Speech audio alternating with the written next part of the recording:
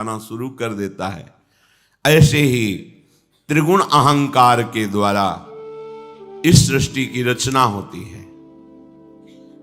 सतोगुण जनित, रजोगुण जनित, तमोगुण जनित, तीनों प्रकार की प्रकृति के अलग अलग स्वभाव, अलग अलग प्रभाव, पर आत्मस्वरूप एक है। ये प्रकृति का प्रभाव है। पंचभूत, मन, बुद्धि, अहंकार, ये अष्टधा अपरा प्रकृति है और जीव भगवान सच्चिदानंद श्री हरि का अंश है, भगवत स्वरूप है। पूरे दिन ये सृष्टि का विस्तार होता रहता है। फिर जब रात्रि का समय आता है उसे प्रलय कहते हैं। ब्रह्मा जी का समय 4 अरब 32 करोड़ वर्ष का एक दिन होता है। अपने मनुष्य वर्ष से 4 अरब 32 करोड़ वर्ष का एक दिन होता है और 4 अरब 32 करोड़ वर्ष की एक रात्रि होती है। दिन में सजाते हैं संसार को और रात्रि में प्रलय होती है। ऐसे एक दिन रात, फिर एक वर्ष, ऐसे 100 वर्ष की आयु ब्रह्मा जी की। जब 100 वर्ष की आयु होती तब महाप्रलय होता है। ब्रह्मा का भी नाश हो जाता है। नाश का तात्पर्य जो ब्रह्मा स्वरूप है वो भी लय होकर हरि में लीन हो जाता है। केवल हरि, केवल हरि, दूसरा कोई नहीं। तो जब रात्रि का समय आता है 4 अरब 32 करोड़ वर्ष बाद, तब प्रलय होती है। कितना भयानक कष्ट है प्रलय में। हमें तो कष्ट ही कष्ट है। अगर मुक्त नहीं होते तो कष्ट ही, मरना कष्ट, जीना कष्ट, फिर जन्मना कष्ट, फिर रोग कष्ट, विषाद, हर्ष, शोक, भय, मान, अपमान, पूरा जीवन, पूरे जन्म के जन्म जब विचार करके देखो तो यहां कष्ट के सिवा कुछ हाथ नहीं लगता है। पूरा जीवन हो गया कमा के, मर गए, फिर कुछ नहीं, फिर नई पढ़ाई, नई योग्यता, नया धन, नया परिवार, फिर मर गए, फिर न, कब से चल रहा है। अच्छा, ये ही चलता रहे, इतना ही नहीं, एक बार इसके बाद फिर प्रलय होता है। प्रलय में कैसी भयावह स्थिति होती, भय ही भय है। इसलिए भगवत प्राप्ति अनिवार्य है, अनिवार्य, अत्यंत अनिवार्य है। जिस समय शाम होती ब्रह्मा जी की, प्रलय शुरू होता है। धातु पपलो आसन्ने व्यक्तम द्रव्य गुणात्मकम अनादि निधनः कालो हव्यक्तायापकर्षति शतवर्षा हृणावृष्टिर् भविष्यत्युल्बणा भुवि तत्कालोपचितोष्णार्को लोकास्त्रीन् प्रतिपिष्यति। जिस समय प्रलय का समय आता है तो ये पूरी सृष्टि मूल की तरफ खिंचने लगती है, भगवान की शक्ति से समेटने लगती है। उस समय 100 वर्ष तक एक बूंद पानी नहीं बरसता। 100 वर्ष तक सूखा पड़ता है। शतवर्षा अनावृष्टि, 100 वर्ष तक एक बूंद पानी नहीं। तो पृथ्वी का सारा पानी सूख जाता है। पीने के लिए पानी नहीं, अन्न के लिए कहीं दाना भी नहीं दिखाई देता, कुछ भी नहीं रह जाता। 100 वर्ष वर्षा ही नहीं होती, इतना अकाल सूखा कि इतने में ही सब जीव जंतु, मनुष्य शरीरधारी बहुत मर जाते हैं। 100 वर्ष भयंकर सूखा, गर्म वायु तपती हुई, बचना मुश्किल है। उसी के घर्षण से दावानल, बड़े बड़े वनों में आग लग जाती है। पानी बूंद नहीं, न तालाब में, न कुआं में, न सरोवर में, न सरिता में, सब उष्ण ताप से सूख जाता है। बिना पानी के, बिना अन्न के तड़प तड़प करके जीव मरते हैं। आगे प्रलयकालीन सूर्य का तेज उदय होता है। 100 वर्ष सूखा के बाद सूर्य से तीनों लोकों में अग्नि की वर्षा होने लगती है। जैसे ओले देखते हो, कोई बनाता थोड़ी कि किसी फैक्ट्री में नाप के काटे जाते हो, झर झर झर झर झर झर ढेर लग जाता। ऐसे अग्नि बरसती है और नीचे से भगवान शंकरषण की फुंकार से ज्वालामुखी देखा है? किसने कोयला रखा, वहां पेट्रोल रखा? कैसी देखा है ज्वालामुखी? धधकती हुई बहती हुई आग, ऐसे नीचे के लोगों से आग प्रकट होती है, भस्म करते हुए सब लोकांतर को ऊपर बढ़ती चली जाती है। ज्वालामुखी देख के हृदय कांप जाएगा। भारी अग्नि, ये जलाने वाले अग्नि से भी तापमान उसका कई गुना अधिक होता है। कुछ भी पड़ जाए सीधे आग लग जाएगी, सीधे भस्म हो जाएगी। नीचे से पूरी की पूरी पृथ्वी ज्वालामुखी हो जाती है, ऊपर से सूर्य आग बरसाता है। 100 वर्ष तक अग्नि की वर्षा रहती है। पहले 100 वर्ष तक सूखा, उसमें जो कुछ बचे अग्नि की वर्षा, भस्म हो गया पूरा का पूरा। ये 14 भुवन सब भस्म हो गए, नीचे से ऊपर तक। ये स्वर्ग लोक, महालोक, जनलोक, तपलोक सब, क्योंकि ये प्रलय है। ब्रह्मा जी भगवान के नाभि कमल पर विराजमान है, सारी सृष्टि भस्म हो रही। 100 वर्ष तक अग्नि वर्षा ये होती है। अब जैसे कहा जाए कि नीचे से अग्नि निकलेगी, अगर हम ज्वालामुखी ना कहें तो आप अनुमान भी नहीं लगा सकते। ऐसा कैसे हो सकता है? देखो ना, फोड़ करके अग्नि कैसे प्रांत के प्रांत को भस्म कर दे। और वहां एक जगह से निकलती है पहाड़ों में, या पूरी पृथ्वी ज्वालामुखी हो जाती, जगह जगह से अग्नि भगवान शेष के फुंकार से, और ऊपर से भयानक अग्नि तपती हुई बरसती है। जैसे ओले बरसते हैं ऐसे अग्नि बरसती है। लोगों को तपाने वाली भगवान शेषनाग के मुंह से निकलती हुई प्रचंड लपटें नीचे के लोगों से जलाना प्रारंभ करती हुई इतनी ऊंची बढ़ती हैं कि समस्त ब्रह्मांड को भस्म कर देती है। भगवत प्राप्ति अनिवार्य है। अगर ये सुनकर के तुम्हें भय नहीं लग रहा तो भगवान की माया ने विशेष जकड़ रखा है। कहां हम जाएं? एक ही जगह है भगवान की शरण। हमारी कितनी दुर्गति है, हम सोच नहीं पा रहे। कब मर जाए कोई पता नहीं, कोई हमारा मित्र पता नहीं। हम जिसे मित्र समझते हैं वो धोखा दे रहा है, वो शत्रुता का कार्य कर रहा है। जिसे हम सगे संबंधी वो सब स्वार्थ में। कौन है मेरा, क्या है मेरा? विचार करोगे तो अभी भयभीत हो जाओगे। और भयभीत होना मंगल है, क्योंकि जो शभीत आवा सरनाई, रखियो ताहि प्राण की नाई। यदि भयभीत होकर भगवान की शरण में चले जाओ तो भगवान जैसे अपने प्राण बहुत दुलारे होते हैं, ऐसे शरणागत का दुलार श्री भगवान करते हैं। एकमात्र हमारे बचने का उपाय भगवान के वचन से समझ लीजिए। वो कह रहे मामेव ए प्रपद्यन्ते माया में ताम तरन्ति। केवल मेरी शरण हो जाओगे तो मैं बचा लूंगा, नहीं तो इस भव समुद्र से बचना बहुत कठिन है। बड़ा दुखदाई है, अभी समझ में नहीं आ रहा, बड़ा दुखदाई। कार में बैठे बैठे मुस्कुराते हुए पूरा परिवार जा रहा है, अंदर से पता नहीं क्या हुआ, कार में आग लग गई, सब भुन गए पूरा परिवार। प्रतिपल भय, प्रतिपल दुख, प्रतिपल अशांति, मृत्यु हमारे सिर पर सवार रहेगी जब तक भगवान नहीं मिल जाते। यही अवसर है, मनुष्य जन्म में आप भगवान को प्राप्त कर सकते हो। इस छोटी सी आयु में, छोटे समय में, बिना प्रयत्न के भगवान की प्राप्ति आपको हो जाएगी यदि शरणागत हो जाओ, हृदय से शरणागत हो जाओ। भगवान से भी कृपालु हमारी लाडली जो है, बचा लेंगी, सब दुखों से बचा लेंगी।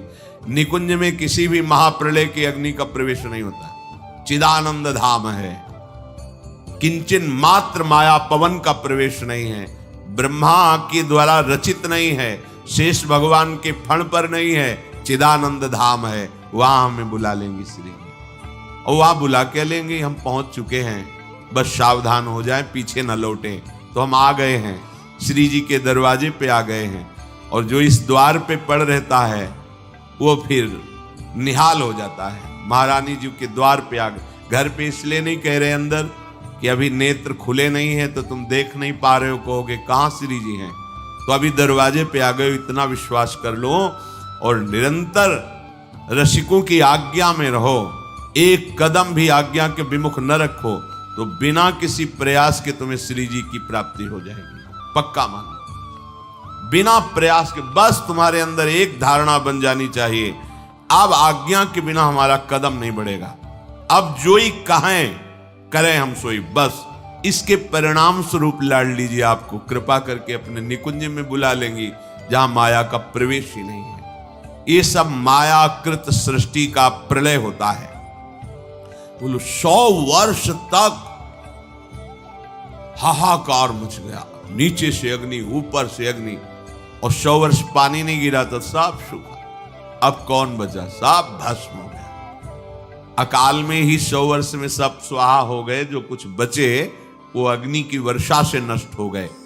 शांवर्तको मेघ गणो वर्षति श्मशतम समाहा धाराभिर्हस्ति हस्ताभिर लीयते सलिले विराट। 100 वर्ष अग्नि के बाद फिर प्रलयंकारी मेघ, जिनको शांवर्तक कहते हैं, वो हाथी की सूंड के समान धारा बरसाते पानी की। 100 वर्ष तक निरंतर धाराभिर हस्ति हस्ताभिर लीयते सलिले विराट, हाथी की सूंड के बराबर बूंदे नहीं, धारा, पूरी सृष्टि जलमग्न। ये पूरा विराट ब्रह्मांड जल ही जल हो गया, कुछ नहीं बचा, केवल जल। नीचे के लोगों से लेकर ऊपर तक केवल जल ही जल। पहले सूखा में नष्ट, फिर आग की वर्षा में सब भस्म, फिर जल ही जल।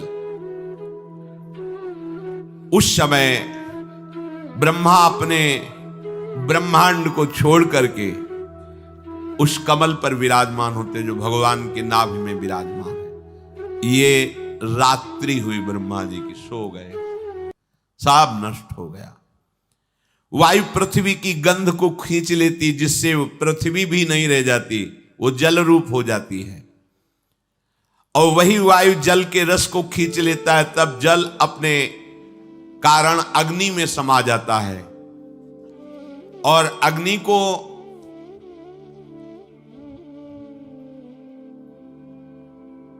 अंधकार में जितना तेज है वो सब छीन लेता है।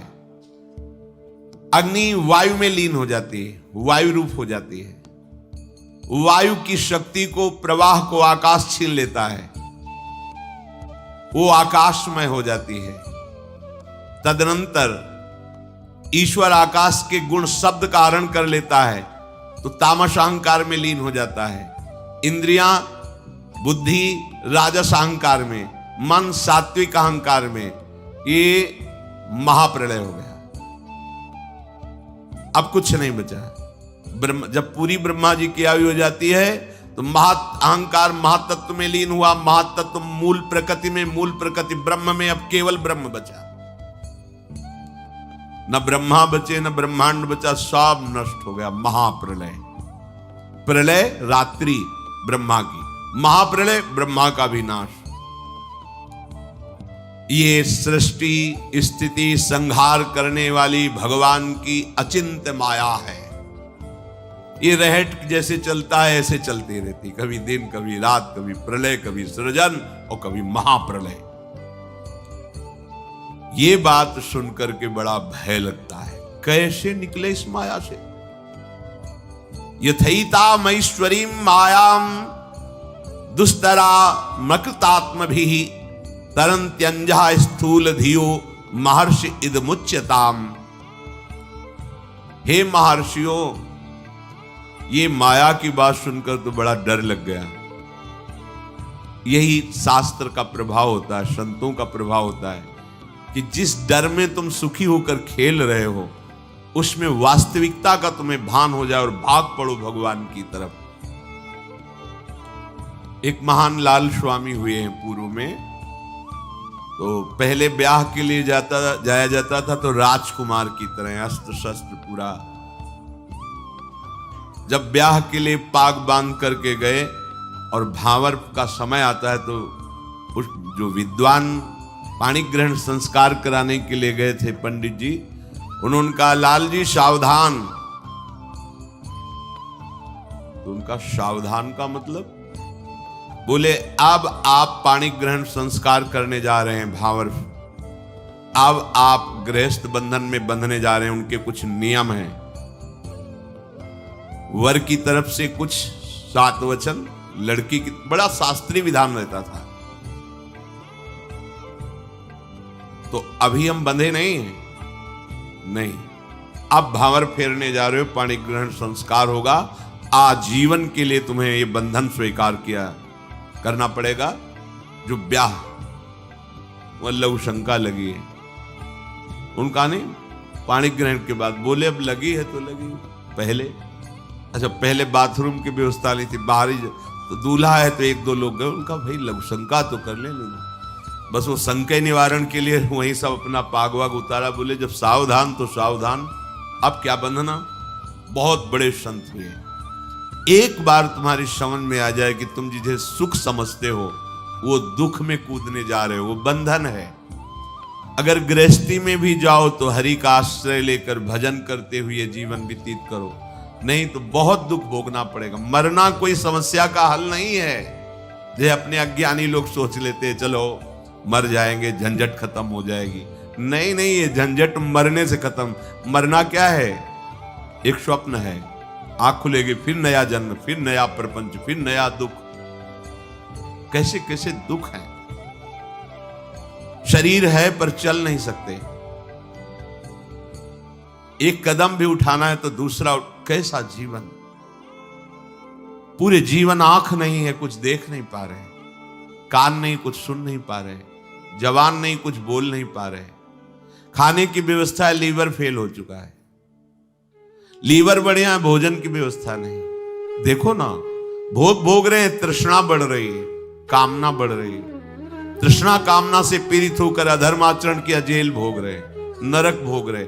क्या है ये प्रपंच? जरा कभी पर विचार करने का समय कहां देती माया। वो तो प्रवाह में बस बहाए चली जा रही।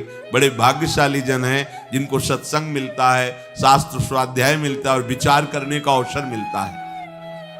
प्रश्न हुआ कि जिन्होंने मन को भोगों में फंसा रखा है, मन पर विजय नहीं प्राप्त की, इंद्रियों को विषयों से विलग नहीं किया, शरीर में अहम बुद्धि रखते हैं, वो इस प्रबल माया से, प्रचंड माया से कैसे मुक्त हो सकते हैं? कोई उपाय है?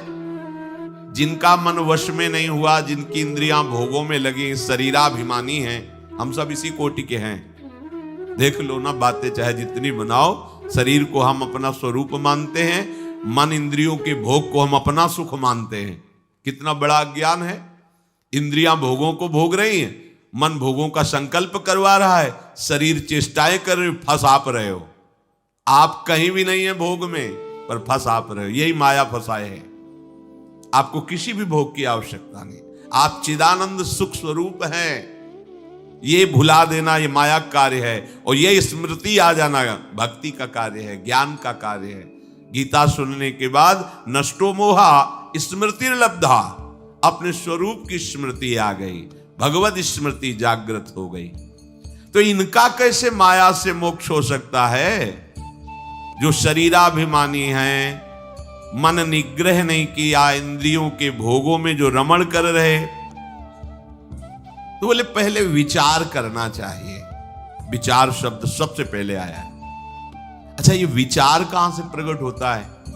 ये विवेक से होता है। विवेक से विचार होता है। बुद्धि तो बेकार की बात है। यही तो हमें फंसाया है बुद्धि।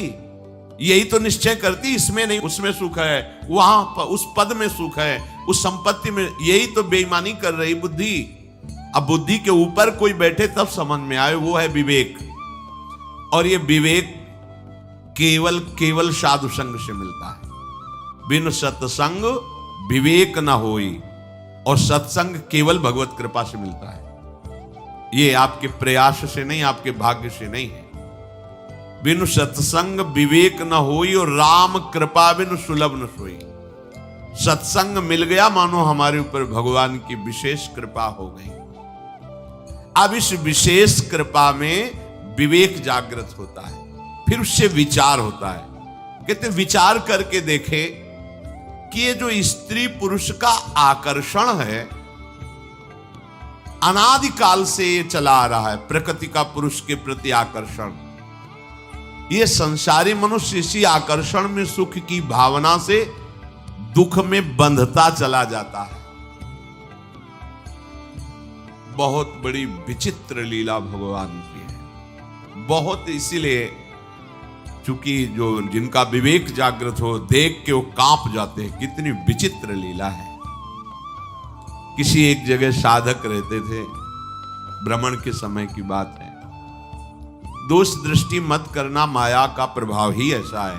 अगर आप चूक करेंगे तो आप चले जाएंगे, हम चूक करेंगे तो हम चले जाएंगे। चूक नहीं होनी चाहिए। चूक का मतलब आज्ञा उल्लंघन, शास्त्र आज्ञा उल्लंघन, गुरु आज्ञा उल्लंघन, ये चूक है, ये आपको ले जाएगी। भक्तों के संग से ऐसी घनीभूत भक्ति, घनीभूत जिनमें कहीं भी पोलापन नहीं है, ठोस, घन कहते हैं ठोस को। अगर घनीभूत भक्ति है तो भक्तों की कृपा से जागृत होती है। भक्तों की कृपा का स्वरूप उनके वचनों के अनुसार चलना। अगर घनीभूत भक्ति नहीं, उसमें पुलापन है, तो फिर गिरने के चांस है। एकांत जंगल में वो रहते थे, पूरे आश्रम में अकेले 2, 4, 10 लोग दिन में आ जाते थे शाम के। वहां एक पागल शरीर वाली स्त्री दरवाजे पे गेट के ऐसे ही, उनको दया आई। सर्दी का समय था, अंदर कर लिया, भोजन पवाया। साधु का हृदय ही ऐसा होता है। पर दया बिना साधु कसाई, और दया करी तो आफत आई। दोनों बातें ध्यान रखनी चाहिए।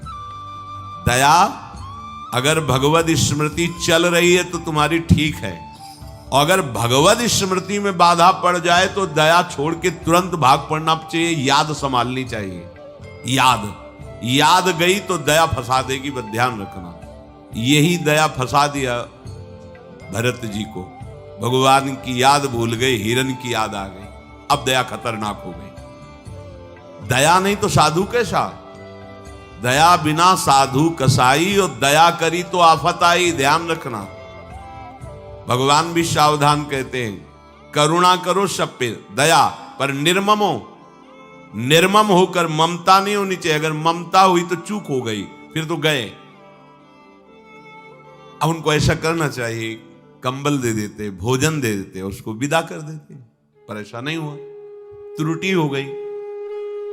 धीरे धीरे वो वहीं रहने लगे। कुछ समय बाद मार्ग भ्रष्ट हो गए, भागना पड़ा वहां से। ये क्या? किसी भी रूप में माया शक्ति, दया, करुणा, सेवा, भावना। सावधान।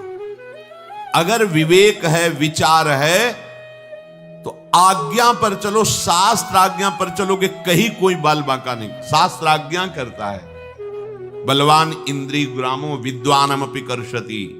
इंद्रियां बड़ी बलवान हैं, बड़े बड़े ज्ञानियों को, विद्वानों को भी विषयों में फंसा देती हैं। इसलिए परस्पर प्रकृति पुरुष के आकर्षण से उपासक जो बचने के लिए चला है, उसे एकांत में कभी संभाषण या किसी भी तरह की एकांतिक वृत्ति परस्पर आकर्षण वाले शरीर के साथ स्वीकार नहीं करनी चाहिए, नहीं तो बंध जाएगा। देखो ना, सुख की प्राप्ति के लिए वो चेष्टा करता है और उससे बड़े बड़े दुखों का सामना करना पड़ता है। जो पुरुष भगवान की इस माया से पार जाना चाहता है, उसको ये विचार करना चाहिए कि मैं सारी चेष्टाएं सुख के लिए कर रहा हूं, फिर मुझे दुख क्यों भोगना पड़ रहा है। ये बात बहुत सुंदर बात। कर्मण्यारभमाणानाम दुख हत्यै सुखाय च। मैं तो कर्म जितने भी कर रहा हूं सुख के लिए कर रहा हूं, फिर मुझे दुख क्यों भोगना पड़ रहा है। इसका मतलब जिसे हम सुख समझ रहे हैं वो दुख है। दुखालयम, भगवान कह रहे दुख योनयः, इससे प्रकट ही दुख होता है। देखो, विचार करना चाहिए। नित्यार्तिदेन वित्तेन दुर्लभे नात्म मृत्युना गृहापत्याप्त पशुभि का प्रीति साधितैश्चलैः। एक धन को ले लो, इसमें हमारी सुख बुद्धि हो गई, दिन दिन इसको बढ़ाने की अंदर लालसा बढ़ी। अब चाहे पाप से कमाई हो, चाहे हिंसा से, चाहे बेविचार से। अक्षरशः सत्य है, अपने हृदय को नाप के देख लेना। शास्त्र है। इसके पाने के लिए बड़ी बड़ी कठिन क्रियाएं, दुखद क्रियाएं करता है। इसी बात से तो घृणा हुई थी पिंगला जी को।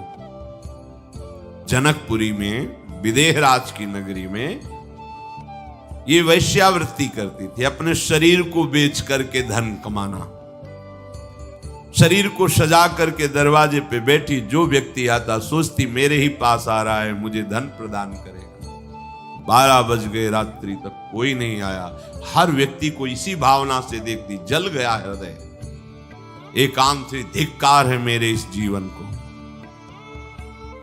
हमारे हृदय में प्रभु बैठा हुआ है, मैंने आज तक उसे, मैं विदेहराज की नगरी में रहती हूं, ज्ञानियों की नगरी में, और कितना निकृष्ट आशा, शरीर से भोग, भोग से धन, धन से फिर भोग। अब नहीं,